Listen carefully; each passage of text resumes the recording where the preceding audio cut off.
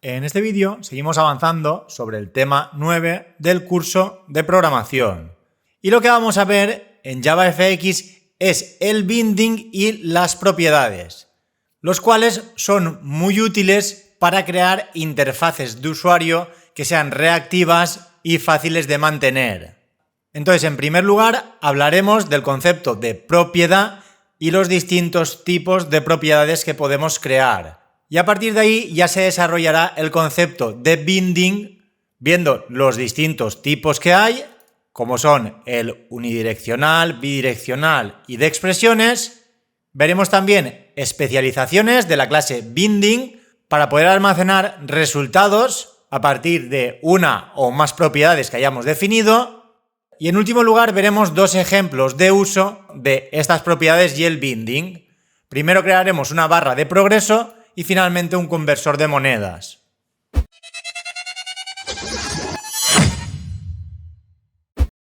Y bien, en JavaFX el binding y las propiedades son conceptos muy poderosos a la hora de crear interfaces de usuario que sean reactivas, ya que permite que las variables y los elementos de la interfaz de usuario estén sincronizados. Una propiedad en JavaFX no es más que un contenedor especial que puede contener un valor, ya sea un entero, una string o cualquier tipo de objeto.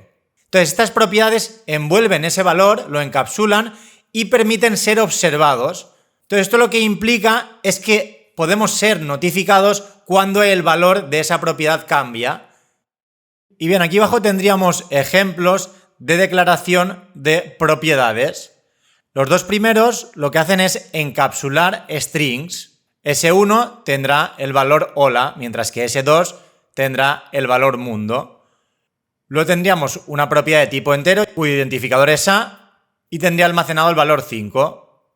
Luego una propiedad de tipo double cuyo identificador es euros y su valor es 1,123. Y finalmente tendríamos una propiedad de tipo booleana llamada condición cuyo valor de inicio es true.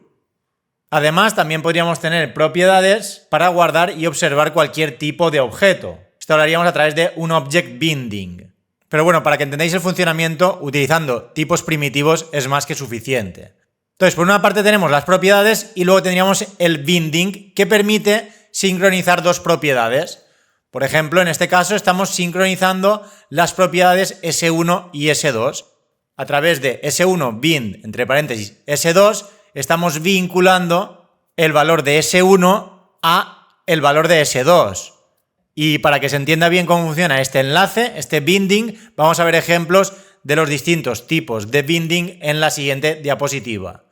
En primer lugar tendríamos el binding unidireccional, que funciona de forma que cuando una propiedad cambia, la otra también, pero no al revés. Es decir, una propiedad depende de la otra, pero esa otra no depende de la primera. Entonces aquí tenemos un ejemplo de ello. Tenemos las dos propiedades de tipo string, llamadas S1 y S2, que almacenan los valores hola y mundo. Entonces si imprimimos, antes de hacer el binding, el valor de S2, haciendo s2.get, nos devolverá la palabra mundo, ya que realmente es el valor que tiene almacenado S2. Sin embargo, si luego hacemos un binding, S2 bind S1, estamos vinculando el valor de S2 a el valor de S1, pero no al revés. Es decir, si S1 cambia, el valor de S2 cambiará. Pero por el contrario, no podremos modificar el valor de S2, ya que está vinculado a S1 y únicamente se podrá cambiar el valor de S2 de forma indirecta, a través de S1. Entonces, una vez hacemos ese binding, si invocamos el método set sobre la propiedad 1 y cambiamos su valor, en S1 tendremos almacenada la palabra adiós. Pero además, como S2 está vinculado a S1, en S2 también se almacenará la palabra adiós. Por ello, en este println, después del binding, si hacemos s2.get, imprimirá la palabra adiós, ya que S2 está vinculado a S1. Y si intentáramos cambiar directamente el valor de S2, haciendo un s2.set fin, se produciría una excepción, ya que tras el vínculo no podemos cambiar directamente el valor de S2. Únicamente se cambiará de forma indirecta cuando cambiemos el valor de S1. Y además, en este mismo ejemplo, si después de hacer el bind no hubiéramos modificado el valor de S1, aún así el valor de S2 estaría actualizado al valor de S1. De hecho, si quitamos esta instrucción que cambia el valor de S1, en la siguiente instrucción, en el println, cuando hagamos s2.get, ya no nos devolvería tampoco la palabra mundo, ya que al estar vinculado con S1 y S1 tener el valor hola, imprimiría también hola. Es decir, después de hacer este bind, ambas propiedades tendrían el mismo valor, que es hola. Y luego tendríamos otro tipo de binding, en este caso bidireccional. Ahora ambas propiedades se actualizan cuando cualquiera de ellas cambia. Es decir, en el momento que cambie una de las dos, automáticamente ambas pasarán a tener ese nuevo valor. Entonces aquí la única diferencia es que en vez de utilizar el método bind, utilizamos el bind bidirectional. Entonces si por ejemplo, primero mostramos el valor de S1, nos muestra hola. Luego hacemos un binding bidireccional y modificamos el valor de S2 poniéndolo adiós. Entonces ambos tendrán el valor adiós. Si imprimo S1, también me mostrará adiós. Y si lo que hago es modificar el valor de S1 poniéndolo a fin, el valor de S2 también cambiará. Y aquí otro detalle que debemos tener en cuenta es que en el momento que hacemos el binding bidireccional con esta instrucción, automáticamente se actualizarán los valores. Como estamos indicándole que S1 tiene un enlace bidireccional sobre S2, el valor que va a prevalecer es el de S2. Es decir, después de esta instrucción, en S1 se copia el valor de S2. Por lo tanto, ambas propiedades, después de esta instrucción, tendrán el valor mundo. Lo que sucede es que si luego cambiamos S2, estableciendo la propiedad con el valor adiós, cambiarán ambas, tanto S1 como S2 tendrán el valor adiós. Y luego lo mismo cuando hacemos el set fin, ambas tendrán el valor fin. Y bien, pero todavía faltaría un último tipo de binding, el cual se denomina binding de expresiones. Este tipo de enlace, este tipo de vínculo, nos permite crear expresiones más complejas, ya que podremos realizar todo tipo de operaciones entre las propiedades e incluso, como veremos luego, crear condiciones. Aquí tenemos en primer lugar un ejemplo sencillo, pero luego vamos a complicarlo un poco más. Entonces, estamos creando tres propiedades de tipo entero. En A tenemos un 5, en B un 10 y en principio en sum no tenemos nada. Entonces, aquí lo que haremos con esta instrucción es vincular la propiedad sum a una operación, a.addb. Esto realmente lo que hace es sumar A y B. Entonces, vincularemos a la propiedad sum el resultado de sumar los valores de las propiedades A y B, que a su vez podrían estar vinculadas con más propiedades. Pero bueno, en este ejemplo, como en A hay un 5 y en B hay un 10, en sum habrá un 15. De hecho, si hacemos un println de sum.get, nos devolverá un 15. Y si modificáramos el valor de A o de B, por ejemplo, estableciendo el valor de A a 20, automáticamente se recalculará el valor de sum, ya que está vinculado a los valores de A y B. Y si cambia alguno de ellos, automáticamente el valor de sum también cambiará. De hecho, si luego hiciéramos directamente un println de sum.get, nos devolvería un 30, ya que A vale 20 y B vale 10.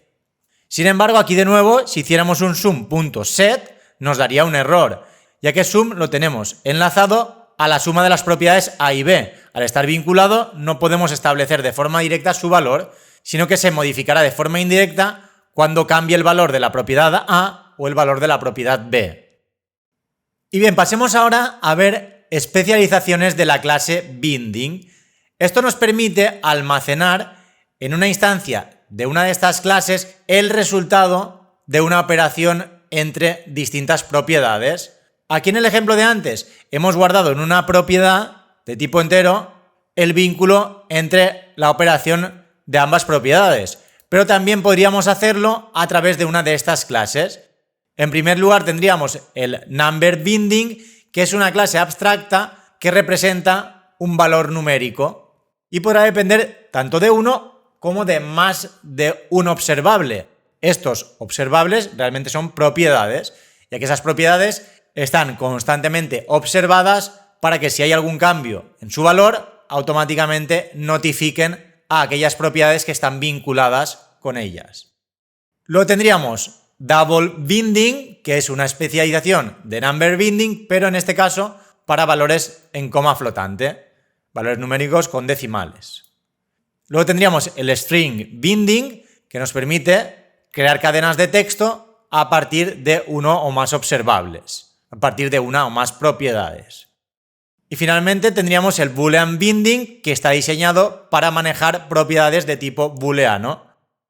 Entonces aquí tendríamos, en primer lugar, un ejemplo trabajando con enteros y luego en la parte inferior un ejemplo trabajando con números en coma flotante.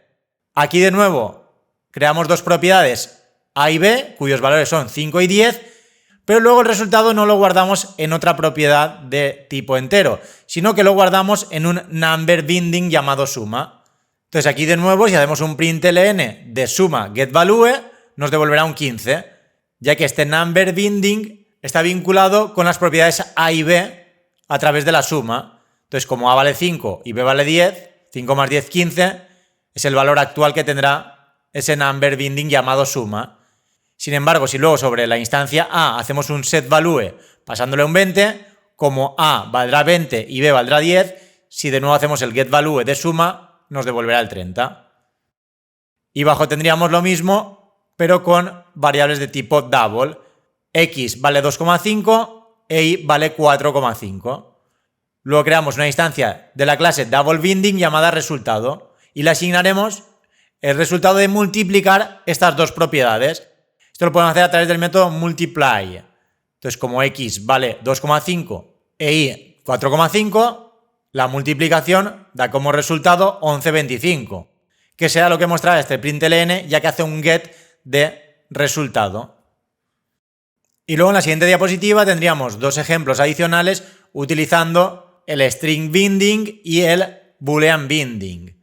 Veamos primero el ejemplo de arriba, donde creamos dos propiedades de tipo string llamadas nombre y apellido, que en principio tienen los valores Juan y Pérez. Entonces a continuación creamos una instancia de la clase string binding llamada nombre completo y le asignaremos el resultado de invocar al método concat de la clase bindings. Esto es un método que nos permite concatenar distintas propiedades e incluso le podemos añadir valores constantes, como por ejemplo, en este caso, un espacio.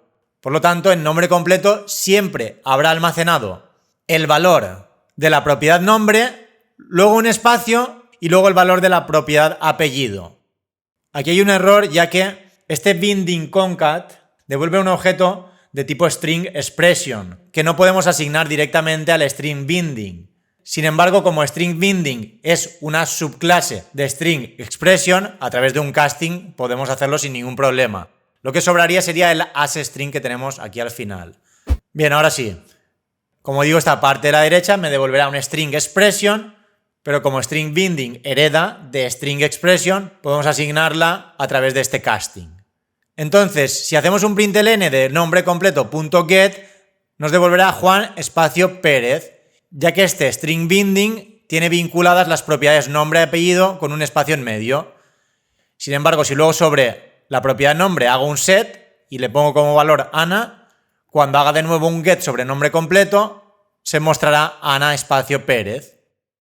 Y vayamos a ver el ejemplo de abajo con booleanos. Aquí en este caso creamos dos propiedades de tipo boolean llamadas condición A y condición B, cuyos valores son true y false. Entonces ahora a continuación creamos una instancia de la clase boolean binding llamada ambas verdaderas y aquí le podemos asignar todo tipo de condiciones que devuelvan un booleano. Entonces en este ejemplo estamos utilizando el método AND para hacer una y lógica, una AND entre las condiciones A y B. Entonces como la AND únicamente devuelve true cuando ambos son true y en el resto de casos devuelve un false, al tener uno de los dos a false, el resultado de esta expresión será false. Por lo tanto, si hacemos un println de ambas verdaderas, me devolverá un false. Luego, sin embargo, si sobre condición B hago un set y la pongo a true, A y B estarán a true. Entonces, como ambas verdaderas está vinculado con la condición A y B, si de nuevo hago un get de ambas verdaderas, ahora ya me devuelve un true, porque automáticamente se actualiza el valor cuando realice algún cambio en alguna de las dos propiedades que están vinculadas aquí.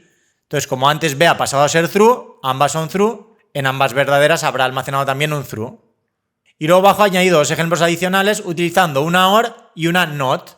Entonces creamos de nuevo una propiedad de tipo boolean binding llamada cualquiera verdadera. Entonces aquí la diferencia es que en vez de utilizar la AND utilizo la OR. Como la OR devuelve un true si alguna es true, en este caso ambas son true, pues evidentemente en cualquiera verdadera habrá un true. En este ejemplo, aunque no hubiera puesto condición B a true, cualquiera verdadera continuaría devolviendo un true, ya que condición A era true y la OR, si alguna de las dos es true, ya nos devolvería un true. Y luego declaramos un boolean binding llamado noA, cuyo resultado será condición A.not, es decir, se almacenará el valor de condición de A negado. Como la condición A es true, en noA se guardará un false. Por ello, la última instrucción, noA.get, devuelve false. En el momento que cambiáramos el valor de condición A a false, automáticamente noA pasaría a true. Y bien, sigamos ahora con la clase bindings, que es una clase de utilidad que nos ofrece distintos métodos estáticos para crear y manipular instancias de bindings. Al final esto es muy similar a lo que hemos hecho antes, pero utilizando métodos estáticos de la clase bindings. La diferencia pues es que aquí tenemos métodos adicionales como por ejemplo el when, que son muy útiles para crear condiciones. Entonces en primer lugar tendríamos add, que realizaría la suma de esos dos observables de tipo numérico, subtract para realizar una resta, multiply para multiplicar, divide para dividir y finalmente when, que nos sirve para crear un enlace condicional. Entonces, a partir del when podemos utilizar el then y el otherwise para definir los posibles resultados de esa condición, ya que este when, como parámetro, debe recibir un booleano. Aquí podemos incluir todo tipo de expresiones. Entonces, dependiendo del resultado de esa expresión, si es true o false, podremos asignar instrucciones a través de then y otherwise. Veamos aquí abajo un ejemplo. La parte de arriba, las 4 primeras instrucciones, es lo mismo que hemos visto antes. Creamos dos propiedades de tipo entero llamadas A y B, cuyos valores son 5 y 2. Aquí la diferencia es que ahora no haremos A.addB para sumar, sino que utilizamos el método estático add de la clase bindings. Entonces a este number binding llamado suma le podemos asignar también el resultado de la invocación de este método a través de bindings.add, pasándole como parámetros A y B. Por lo tanto, el println nos mostrará suma 2.7, ya que está obteniendo el valor de el number binding suma, que tiene vinculados los valores de A y de B, que son 5 y 2. Si, por ejemplo, en B pusiera un 5, pues automáticamente se actualizaría y el valor de suma sería un 10. Y luego abajo tenemos un ejemplo haciendo uso del método when. Entonces, primero que nada creamos una propiedad de tipo booleana llamada condición, cuyo valor será true. Y luego una propiedad de tipo string llamada resultado, que en principio será una cadena vacía. Entonces, a continuación hacemos resultado.bind, es decir, estamos vinculando el valor de la string resultado a aquello que nos devuelva el método bindings.when. Entonces, aquí lo que hace es comprobar el valor de condición. Si es true, devolverá verdadero, y si es false, devolverá falso. Entonces estamos vinculando el valor que tendrá la propiedad resultado en base al valor del booleano. Si es true, en la string pondrá verdadero, y si es false, en la string pondrá falso. Entonces si hacemos un println, resultado 2 puntos, concatenado con resultado.getValue, pues nos devolverá resultado 2 puntos verdadero. Si por ejemplo hiciera condición.set false, pues la string resultado cambiaría su valor a la palabra falso. Y para comprobar que se entiende todo esto bien, vamos a ver un ejemplo un poquito más complejo y luego ya pasamos a los ejemplos de JavaFX. Entonces, para ello vamos a ir a la siguiente diapositiva, donde tenemos el siguiente código. Entonces, lo que os recomiendo ahora, para que podáis comprobar si lo habéis entendido todo bien, es que pauséis el vídeo y analicéis este código intentando averiguar qué imprimirá cada uno de estos println. Y una vez lo hayáis resuelto, ya seguís con el vídeo y comprobáis si realmente lo habíais hecho bien. Pasemos ya a resolverlo. En primer lugar, creamos dos propiedades de tipo entero llamadas num1 y num2, cuyos valores son 10 y 20. Y luego creamos otra propiedad de tipo entero llamada valor condición, cuyo valor sea 50. A continuación creamos una instancia de la clase numberBinding llamada multiplicación, la cual la vincularemos con la multiplicación de las propiedades num1 y num2. Entonces, en multiplicación siempre tendremos almacenado el valor de multiplicar las propiedades cuyos valores ahora son 10 y 20. En principio, pues tendríamos un 200. Luego creamos de nuevo otro numberBinding llamado result, y aquí le asignamos el valor devuelto por este método when de la clase bindings. Entonces, dentro del when aquí tenemos un método que no habíamos visto, aunque bueno, a través del nombre se podría interpretar cuál es su función. Entonces, lo que hace es comprobar si multiplicación es mayor que 100, es decir, si el valor guardado en este numberBinding es superior a 100, entonces se ejecuta el then. De lo contrario, se ejecutará el otherwise. Entonces, como el valor de multiplicación sí que es mayor que 100, ya que hemos dicho que es 200, lo que haremos será guardar en resultado el valor de multiplicación, que es 200, más el valor de condición, que es 50. Entonces, en result tendremos 200 más 50. Por ello, aquí abajo, en el println, resultado inicial, result.getValue, tenemos desarrollado lo que acabamos de describir. 10 por 20, 200. Como 200 es mayor que 100, pues almacena 200 más 50. Luego hacemos un set de num1. Por lo tanto, en num1 ahora tendremos un 5. ¿Qué sucede ahora? Que como en multiplicación tenemos vinculado num1 y ha cambiado el valor, también habrá cambiado el valor de multiplicación. En este caso, 5 por 20. 5 por 20 son 100. Pero además, como result también está enlazado con multiplicación, de nuevo se debería comprobar esta condición. Entonces, ¿qué sucede ahora? Que multiplicación no es mayor que 100. Son iguales. Por lo tanto, iría al else y se guardaría en result lo que es la multiplicación. Por ello, aquí tenemos desarrollado 5 por 20 es 100, 100 no es mayor que 100, entonces en resultado se guarda un 100, que sería lo que se mostraría después de cambiar num1. Luego hacemos un set de num2 y pasa a tener valor 25. Num1 es 5 y num2 es 25. De nuevo, como multiplicación tiene vinculados ambos valores de ambas propiedades, en multiplicación se guardará un 5 por 25. Entonces, multiplicación tendrá un 125.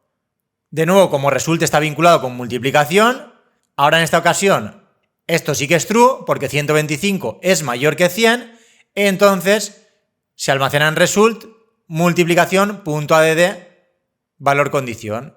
En multiplicación ahora tenemos 125 y en valor condición había un 50. Por lo tanto, en result se guardará 125 más 50. Tendremos almacenado en result un 175. Y finalmente cambiamos valor condición estableciéndola 100. Aquí en este caso, multiplicación no cambia porque no utiliza valor condición. Entonces, en multiplicación seguimos teniendo un 125, ya que num1 es 5 y num2 es 25. Sin embargo, result sí que cambia, ya que en este caso sí que utiliza valor condición en el then. Y como la condición es verdadera, se almacenará en result aquello que nos devuelva el then, que es 125 más valor condición, que ahora vale 100. Entonces, en último lugar, se guarda en result un 125 más 100, que es el 225 que tenemos bajo. Y bien, ya para terminar, vamos a ver cómo podemos aplicar todo esto a dos ejemplos en JavaFX. En el primero de ellos vamos a actualizar una barra de progreso. Entonces, para ello crearemos una instancia de la clase progressBar pasándole un 0. Con ello tendremos una barra de progreso vacía y crearemos un label llamado procesando. Entonces, a partir de esos dos componentes vamos a crear una propiedad de tipo double llamada progressValue, que en principio tendrá el valor 0, y vamos a vincular a esa barra de progreso esa propiedad que acabamos de crear. Esto lo podríamos hacer invocando al método progressProperty de la instancia que acabamos de crear de la clase progressBar. Entonces, a través de bind progressValue estamos vinculando el valor que tenga la propiedad progressProperty al valor de progressValue. En el momento que progressValue se ha modificado, también se modificará el progressProperty de la instancia de esa barra de progreso. Y aquí se debe tener en cuenta que este progressBar.progressProperty me devuelve una propiedad de tipo double, es decir, un double property. Por ello estoy vinculando uno con otro. Entonces, si modificamos el valor de progressValue, se modificará también este progressProperty, que realmente es un double, el cual nos sirve para establecer el nivel de la barra de progreso. Entonces aquí faltaría pues añadirlo en la interfaz y mostrar la ventana, pero bueno, para simplificarlo en la diapositiva he puesto realmente el único código que nos interesa. Luego veremos el ejemplo completo en Visual Studio Code. Entonces, una vez tenemos ese vínculo, creamos un hilo simulando una tarea en segundo plano. Para ello hacemos un new thread y entre paréntesis, a través de una lambda, vamos a crear un bucle que da 101 vueltas, teniendo en cuenta que al final hacemos un thread sleep de 100 milisegundos. Por lo tanto, este bucle dará 101 vueltas y cada una de ellas tardará 100 milisegundos. Entonces, además, invocamos a start directamente, ya que estamos haciendo un new thread. Si hubiéramos creado una instancia, directamente no nos dejaría hacerlo así y tendríamos que invocar al método start a través de esa instancia. Pues bueno, como digo, para simplificar lo he puesto así. Entonces, ese bucle lo único que hace es modificar el valor de progressValue.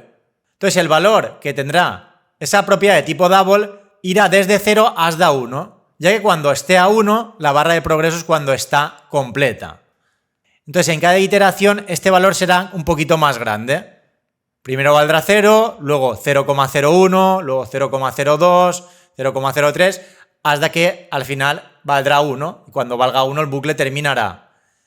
Entonces, para que se pueda ver que la barra de progreso se llena poco a poco, he puesto este thread sleep 100. Y en la última iteración, además, cambiaremos el texto del label, ya que en principio pone procesando, para que ponga completado. Y además, esa barra de progreso, una vez se haya completado, la pondremos en color verde a través del método setStyle, con la propiedad fxAccent. Sin embargo, ahora luego veréis que el editor nos marca un error por hacerlo de esta forma. Pero bueno, pasemos a ver el ejemplo completo en el editor. Y para ello entraremos en la carpeta Curso Programación Java, que la tenéis en el repositorio de GitHub, tema 9, JavaFX, y abriremos este proyecto llamado Progreso. Abrir con Code. Entonces aquí tendríamos la aplicación. En primer lugar creamos un VBox llamado root con una separación de 20 entre los distintos componentes que pongamos dentro. Lo alineamos al centro. Creamos la barra de progreso, en principio vacía, y el label procesando, la propiedad de tipo double que hemos mencionado antes, y luego la vinculamos. Luego además, pues aquí estas instrucciones lo que hago es añadir tanto la barra de progreso como la etiqueta a el VBox y luego crear la escena utilizando ese VBox con un tamaño de ventana de 400 x 300. Luego ya los tres métodos típicos que vemos siempre para establecer el título de la ventana, establecer la escena y mostrar la ventana. Y luego aquí ya tendríamos el código de ese hilo que creamos para que la barra de progreso se vaya llenando. Entonces, si lo ejecutamos, como podéis ver, tenemos la barra que se va llenando poco a poco, abajo pone procesando, y en el momento que llega al final se pondrá en verde y cambia a completado. En teoría debería cambiar. Lo que sucede es que si vamos aquí abajo, como podéis comprobar antes de terminar, el programa rompe. Y esto es porque estamos intentando modificar un componente de la interfaz gráfica desde un hilo que no es el hilo de la aplicación de JavaFX. Entonces aquí lo que sucede es que todas las actualizaciones de la interfaz gráfica deberían realizarse en el hilo de la aplicación para evitar problemas de concurrencia cuando tengamos varios hilos. Entonces aquí habrían varias soluciones. Una de ellas es utilizar el siguiente método platform runLater, el cual recibe una instancia de una clase que debe implementar la interfaz runable. De hecho, podríamos hacer clic aquí en add and implemented methods e implementar el método run. Entonces, dentro de este método run deberíamos incluir todo este código. Control X y Control V. Sin embargo, aquí me marca un error, ya que me está indicando que esta variable local i debería ser de tipo final para así no tener problemas a la hora de sincronizar información entre varios hilos. Entonces una solución sería crear una variable de tipo final fuera. Esto se podría hacer así, finally igual a i minúscula. Y aquí dentro no utilizaríamos esta i, sino que utilizaríamos la constante. Y así nos quitaríamos esa advertencia. Lo pondríamos tanto aquí como aquí. Sé que esto puede marear un poco, pero bueno, creo que es interesante conocerlo y ver por qué se producía esa excepción. Aquí si queremos simplificarlo, como la interfaz Runable solo tiene el método run, podríamos poner una lambda y quitar la cabecera del método run. Entonces básicamente lo que hacemos es guardar en una constante el valor actual de i. Y esa constante es la que utilizamos dentro de este runLater. Actualizamos el valor de la propiedad progressValue y luego ya comprobamos si ha llegado al final, mostramos completado y el color en verde. Ahora si lo ejecutamos,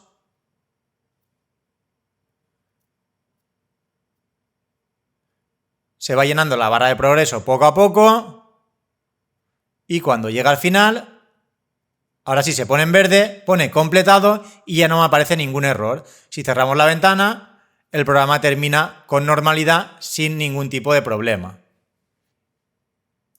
Y bien, ya para terminar veamos el último ejemplo y vamos a ir a la presentación para explicarlo. Aquí lo que vamos a crear es un conversor de monedas que se actualizará en tiempo real. Tendremos una caja de texto y en el momento que escribamos alguna cantidad numérica, automáticamente tendremos una etiqueta con la cantidad equivalente en dólares. Entonces lo que pongamos en la caja de texto será en euros y en la etiqueta me mostrará los dólares. Entonces para ello, primero que nada, creamos un contenedor de tipo VBox llamado root que separará los componentes que tenga dentro en 10 píxeles. Luego además a ese contenedor le asignamos un padding de 20 por los 4 costados. Creamos una caja de texto, una instancia de la clase TextField llamada campo euros y una etiqueta llamada etiqueta dólares.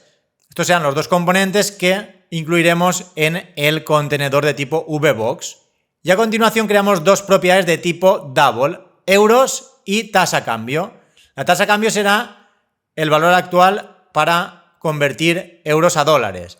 Entonces este 1.08 lo que implica es que los euros los multiplicaremos por 1,08 para saber cuántos dólares son.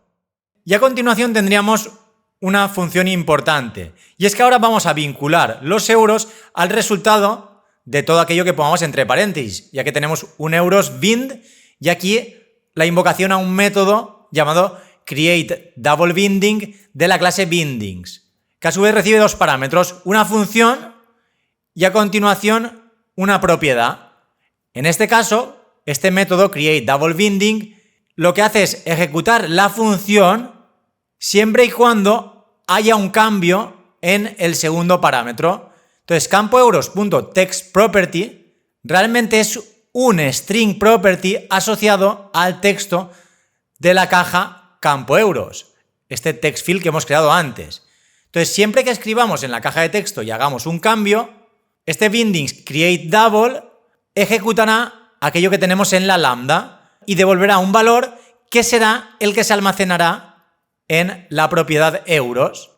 Entonces veamos qué es lo que hace realmente esta función que tenemos aquí con una lambda y unas llaves.